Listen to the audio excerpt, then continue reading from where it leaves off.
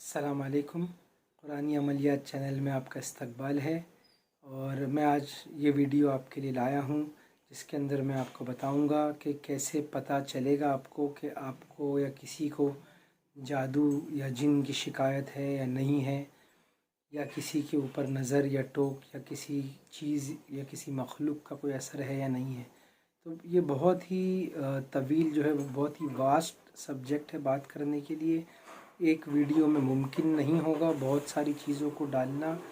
तो पहले मैं जादू यानी आसेब जिसको हम कहते हैं, जादू के असर की बात करता हूँ, क्योंकि मैं ख़ुद जादू का जो है मर्ज़ से गुज़र चुका हूँ। मुझ पे जादू हुआ था और आज से तकरीबन 10-12 साल पहले हुआ था और मौत के करीब पहुँच गया था, मरने वाला था, मगर अल्हम्दुलिल्लाह अल्लाह ने ज़िंदगी लिखी थी। तो एक अल्लाह ने बहुत ही अच्छे मौलाना जो कि आमिल भी है उनसे मुलाकात करवाई, फिर इलाज हुआ। तकरीबन 2 साल इलाज चला और उसके बाद मैं अल्हम्दुलिल्लाह धीरे धीरे करके टोटल 3 साल के अंदर अल्हम्दुलिल्लाह मेरी सेहत वापस आई। तो मैं आपको पहले मेरा किस्सा सुना देता हूँ ताकि आपको समझ में आ जाए कि जादू के असरात भी क्या होते हैं और इलाज के बाद भी क्या होता है, इलाज के दौरान भी क्या होता है। तो मैं मेरे किस्से के अंदर आपको जादू के जो निशानियाँ होती है वो भी बताऊंगा, इलाज शुरू होने के बाद क्या होता है वो भी बताऊंगा, और इलाज के बाद की ज़िंदगी क्या होती है वो भी बताऊंगा। तो आइए पहले शुरू करता हूँ मैं कि जब जादू किसी को होता है तो उसकी निशानियाँ क्या है, और सबके साथ अलग अलग हो सकती है। मैं ये नहीं कह रहा ये सेम होगी, मगर अक्सरियत की जो बातें हैं वो मैं पहले आपको बता दूँ। तो अगर किसी पे जादू इस लिहाज से हुआ है कि भाई ये आदमी मर जाए, तो सबसे पहले तो उसकी एक सीधी बात है कि उसकी सेहत ख़त्म होना शुरू होगी, क्योंकि सेहत ख़त्म होते होते एक वक्त आएगा कि वो खड़े होने के भी काबिल नहीं रहेगा और धीरे धीरे इसी तरीके से वो मर जाएगा। तो उसकी जो निशानियां हैं, सेहत जाना जब शुरू होती है, बीमारियां आना शुरू होती है, तो पहली चीज़ तो ये है कि बहुत ज़्यादा गुस्सा आएगा। सबसे पहली चीज़, बहुत ज़्यादा गुस्सा आएगा। आपको ऐसा लगेगा अरे ये आदमी या ये औरत कल तक ये बात पे ज़रा भी नाराज़ नहीं हो रही थी, आज बहुत ज़्यादा नाराज़ होने लग गई और बात बात पे चिड़चिड़ापना कर रहा है या कर रही है। बहुत ज़्यादा गुस्सा आएगा आपको, मिजाज बदलते रहेगा जिसको हम मूड स्विंग भी कहते हैं। अचानक से आप गुस्से में आ जाओगे, अचानक फिर गुस्सा चला जाएगा। फिर उसके बाद ये माइंड के ऊपर, पहले माइंड से काम शुरू हो गया आपका। फिर उसके बाद आपका जो जिससे आपको मोहब्बत थी अब तक, आपको कभी उनके लिए नफ़रत आना शुरू हो जाएगी, उनकी बातें बुरी लगना शुरू हो जाएगी। जिस पे जादू हुआ है उसकी बात कर रहा हूँ, जिस पे जादू हुआ है उसको, यानी माँ से बुराई, बाप से बुराई, बीवी से बुराई, दिल में बुराइयाँ आनी शुरू हो जाएगी अचानक से। और जो है रात को जब आप सोओगे तो गालिबन फजर की नमाज़ के करीब आपको ऐसे ख्वाब आएंगे, गंदे ख्वाब, बुरे ख्वाब, कि आप कहीं से छलांग लगा रहे हो, कूद रहे हो, सुसाइड कर रहे हो, या आपकी बीवी किसी के साथ भाग रही है, आपने उसको पकड़ लिया, और जो है किसी को नंगे आदमी दिखेंगे, किसी को नंगी औरतें दिखेगी, किसी को कुछ अजीब अजीब चीज़ें दिखेगी जो ये इशारा करेगी, जो ये बताएगी कि भाई कुछ गंदगी है, कहीं पे कुछ गंदा हो रहा है। और दूसरे कई तरीके के ख्वाब होते हैं, लोगों को आते हैं, किसी को सांप दिखते हैं, किसी को कोई शेर दिखता है, किसी को क्या दिखता है। मगर मुझे जो दिखता था वो ये दिखता था कि भाई मेरा घर 4 माले पे था, चौथे माले पे था। तो मुझे ऐसा लगता, मुझे रोज़ाना फ़जर की नमाज के करीब, फ़जर की अज़ान के करीब ये ख्वाब रोज़ आता था कि मैं चौथे माले से यानी 4 माले से कूद रहा हूँ, सुसाइड कर रहा हूँ। रोज़ मुझे ये ख्वाब आता था। एक बार मुझे ये ख्वाब भी आया था कि मेरी बीवी किसी और के साथ भाग रही है और मैंने उसको पकड़ लिया, ये ख्वाब भी मुझे आया था। और मैंने अक्सर देखा कि ये ख्वाब देखने के बाद मेरी आँख फ़ौरन डर के मारे खुल जाया करती थी। अब जब मैं वक्त देखता था तो ये वही वक्त होता था फ़जर के अज़ान से करीब का, यानी मान लीजिए 10 मिनट बाकी है फ़जर की अज़ान को, और उसी वक्त ये ख्वाब आया करते थे। तो पहले तो मुझे कुछ समझ में नहीं आया, क्योंकि मैं जो है ये सब चीज़ें इंडिया में हुई मेरे साथ और मैं रहता था दुबई में। तो जब मैं वहाँ से जॉब छोड़ के शादी करने इंडिया आया और मेरा घर बंद पड़े रहता था, मेरे घर में ज़्यादा किसी का आना जाना नहीं रहता था क्योंकि पूरी फैमिली दुबई में थी इसके लिए। तो जो चंद लोग थे मेरे सगे यानी मेरे भाई बहन, उनका ही आना जाना होता था। तो मैं आपको बता रहा था कि मुझे क्या कहाँ थे हम यार, हाँ मैं आपको बता रहा था कि क्या होता था। मैं नौयत इसके लिए आपको बता रहा हूँ घर की, कि मैं आपको बता सकूँ कि भाई कि किस हिसाब से जादू किया गया था करके। तो पहले मैं अपने ऊपर जो हो रहा है वो आपको बता रहा हूँ। तो ये फजर के करीब ये ख्वाब आता था, और उसके बाद फिर मैं वापस सो जाया करता था। फिर जो खाता था वो उल्टी होना शुरू हो गया, धीरे धीरे पेट पे आ गया, सर से पेट पे आ गया। फिर जो खाता था वो उल्टी, जो पीता था वो उल्टी। हर चीज़ वॉमिट के अंदर निकल जाती थी, हर चीज़ वॉमिट में निकल जाती थी। कुछ समझ में नहीं आता था क्या हो रहा है क्या नहीं हो रहा है। ऐसा लगता था शायद एसिडिटी है, या तो फिर हाइपरटेंशन हो गया।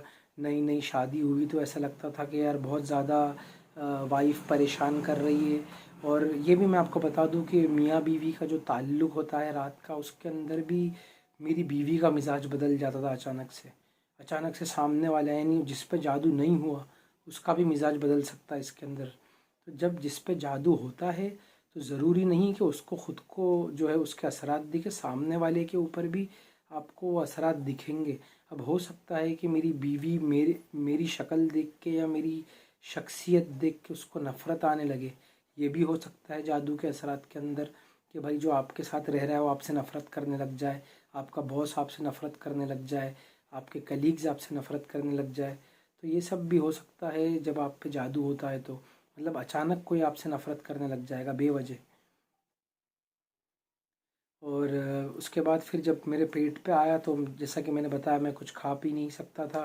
तो फिर मैंने इलाज चालू किया, और फिर बहुत कमज़ोरी लगने लगी क्योंकि खाना ही टिकता नहीं था।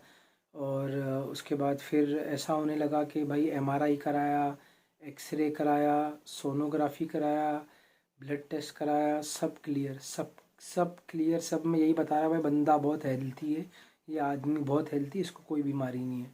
हर चीज़ क्लियर, डॉक्टर बदले ऑलमोस्ट। आज से 10-12 साल पहले 1 लाख रुपए जितना मेरा ख़र्चा हुआ था टेस्ट में और दवाओं में, इसमें उसमें, ये सिरप पी रहे, वो गैस की सिरप, ये वॉमिट की सिरप, ये बॉडी के अंदर एनर्जी बढ़ी रहे वे विटामिन्स की सिरप या टैबलेट जो भी है। गोश्त बंद कर दिया, ये बंद कर दिया, तली हुई चीज़ें बंद कर दिया, अचार पापड़ बंद कर दिए, और जो भी जिस चीज़ से भी पेट को तकलीफ़ पहुंचती थी वो बंद कर दी, फ्रूट खा रहे और जो भी है, लेकिन सब वॉमिट में जा रहा है। फ्रूट भी वॉमिट होके निकल रहा है, पानी भी दम किया हुआ वॉमिट होके निकल रहा है। तो फिर उसके बाद धीरे धीरे ऐसा मुझे एहसास होने लगा। अच्छा, एक अलामत जादू की ये भी है कि कोई आप पे यकीन नहीं करेगा कि आपको जादू हुआ। आप जा के लोगों को बोलोगे, माँ बाप को, बीवी को, भाई को, कि भाई मुझे जादू हो गया, मुझे ऐसा लग रहा है, तो आप पे कोई यकीन नहीं करेगा। ये भी एक जादू की अलामत है। लोगों को यही लगेगा कि भाई ये बीमारी की वजह से पागल हो गया, लोगों को ऐसा लगेगा ये वहमी हो गया, शक्की हो गया। तो ये मोटी मोटी कुछ अलामतें हैं जादू जिसको होता है उसकी। अच्छा, जब ये कुछ अलामतें मैंने ऑलमोस्ट जो मुझे हुई मैंने पूरी पूरी आपको बता दी ये अलामतें। अब इसके अंदर आप सोचोगे कि मैं 41 बार सूर्य नाश पढ़ लूँ, या रुकिया सुन लूँ, या मैं मंजिल पढ़ लूँ तो ठीक हो जाऊँगा, तो उससे फ़र्क पड़ता है।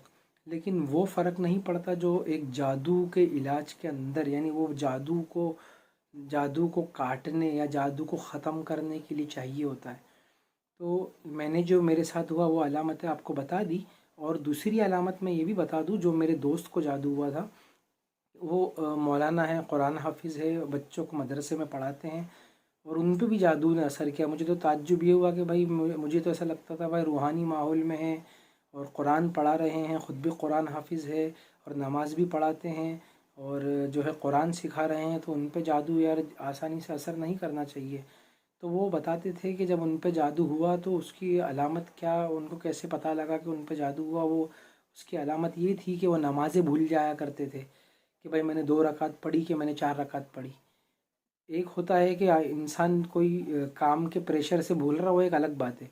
लेकिन जिसको कोई प्रेशर नहीं है फिर भी वो नमाज भूल जाया कर रहा है, कि भाई मैंने 2 रकात पढ़ी कि मैंने 4 रकात पढ़ी, मैंने ज़ोहर पढ़ी कि मैंने क्या नीयत बांधी थी, मैंने अत्तहियात में बैठा था कि नहीं दूसरी रकात में। तो वो ये बताते थे कि ये उनको इस तरीके से जादू किया गया था कि उनका जो जहन है वो जो है ख़राब हो जाए। मगर अल्हम्दुलिल्लाह चूँकि जो मौलाना होते हैं मदरसों में पढ़ते हैं तलबा, उनके शेख होते हैं, उनके जो है वो बैत होते हैं किसी से, तो वो जब उनसे मुलाकात करने जाते हैं और अपने हालात बताते हैं तो वो उनको उनके तजुर्बे के हिसाब से एकदम क्लियर कट बात बता देते हैं। मेरे जैसे दुनियादार आदमी जो हैं, जो कुछ भी हुआ तो फ़ौरन डॉक्टर के पास भाग रहे हैं और अपनी मर्ज़ी से डॉक्टर भी बन जाते हैं। हम कभी कभी ख़ुद की दवा ख़ुद का इलाज करने लग जाते हैं और घर वाले जो है हमारी तरह दुनियादार लोग हैं उनके सामने बात करते हैं।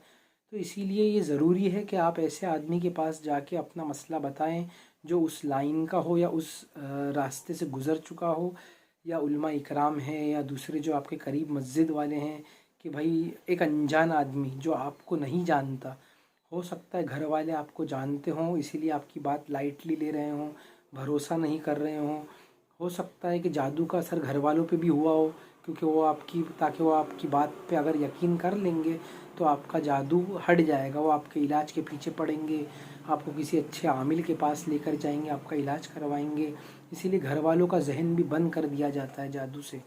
तो आप जब भी आपको ऐसा लगे कि भाई मुझे शायद जादू है या असरात लग रहे हैं या मेरी तबीयत में तब्दीली आ गई अचानक, तो आप पहले किसी आलिम से, मौलाना से, मस्जिद वाले से, किसी से बोलिए जो मस्जिद में रहता हो, जो मदरसे में पढ़ा हो, ताकि वो आपको नहीं जानता, वो हो सकता है कि उसके जो शेख हो या वो किसी ऐसे आलिम या मौलाना से कांटेक्ट में हो जो अमलियात वगैरह करते हैं, जादू के इलाज करते हैं, जिनों को भगाने का काम करते हैं। तो उसको इल्म होगा कि हाँ यार ये चीज़ें तो उस चीज़ से ताल्लुक़ रखती है, तो फिर उस आपको उसका रास्ता बताएगा। अब ये वीडियो बहुत लंबी हो गई, मैं इंशाल्लाह पार्ट 2 लाऊंगा कि मैंने कैसा इलाज कराया और इलाज के दौरान क्या हुआ। और इंशाल्लाह आप देखते रहिए, मैं को जैसा मुझे मौका मिलेगा इंशाल्लाह मैं दूसरा वीडियो वैसे ही डालूँगा।